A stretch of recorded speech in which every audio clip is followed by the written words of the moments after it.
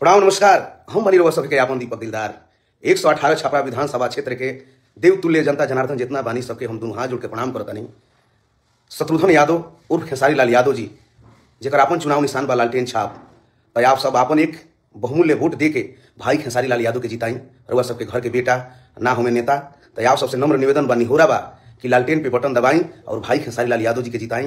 तो कल यानी 21 तारीख के हम आ रहल बनी प्रचार में, तो जितना लोग करीबी बानी 118 छपरा विधानसभा क्षेत्र के हमारे माई बहन भाई मित्र सभे से रिक्वेस्ट बानी हो रहा बा कि कल हम आवतन तब सब आई और भाई खेसारी लाल यादव जी के हौसला के बढ़ाई और बटन लालटेन पे दबाई और भाई खेसारी लाल यादव जी के विधायक बनाई। तो आपने वीडियो में जैसे कि देखा कि दीपक दिलदार भी खेसारी लाल यादव के सपोर्ट में आ गए। जी हाँ, भोजपुरी के सुपर स्टार सिंगर में से एक दीपक दिलदार भी खेसारी लाल यादव के सपोर्ट में बोल रहे हैं। आपने देखा कि खेसारी लाल यादव जिस विधानसभा से चुनाव लड़ रहे हैं, जितनी संख्या है उन संख्या को बताते हुए नजर आ रहे हैं। यहाँ तक दीपक दिलदार ये भी वादा कर रहे हैं कि जल्द आ रहे हैं खेसारी लाल यादव के चुनाव प्रचार में एक साथ दिखेंगे। जी हाँ, एक साथ प्रचार करते हुए खेसारी लाल यादव के साथ में दीपक दिलदार दिखने वाले। ऐसे भी धीरे धीरे ऐसे बहुत सारे कलाकार हैं जो खेसारी लाल यादव के सपोर्ट में दिखेंगे। जी हाँ, बहुत लोगों ने गाने भी गा चुके हैं, ऑलरेडी भी बोल भी रहे हैं। दीपक दिलदार के बातों से आप कितना सहमत है और खेसारी लाल यादव को चुनाव जिताने के लिए आप लोग कितना सपोर्ट कर रहे हैं, इसके बारे में बताना ना भूले। वीडियो को एक लाइक कर, लोगों तक ज्यादा शेयर करें ताकि चैनल पर नया है, वीडियो को पहली बार देख रहे हैं तो चैनल को सब्सक्राइब करके तुरंत जुड़ जाइए और फेसबुक इंस्टा पे है तो फॉलो कर ले।